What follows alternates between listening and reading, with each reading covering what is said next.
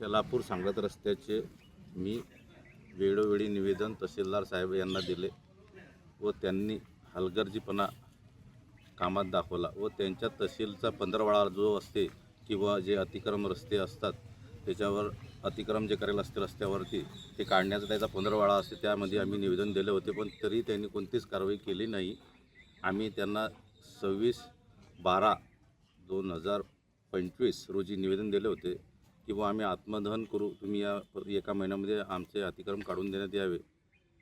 आम्ही आज आत्मदहनाचा प्रयत्न करता पोलीस लोकांनी आम्हाला ताब्यात घेतले। आमचा पुढचा जो कार्यक्रम जो हेतू होता तो थांबला।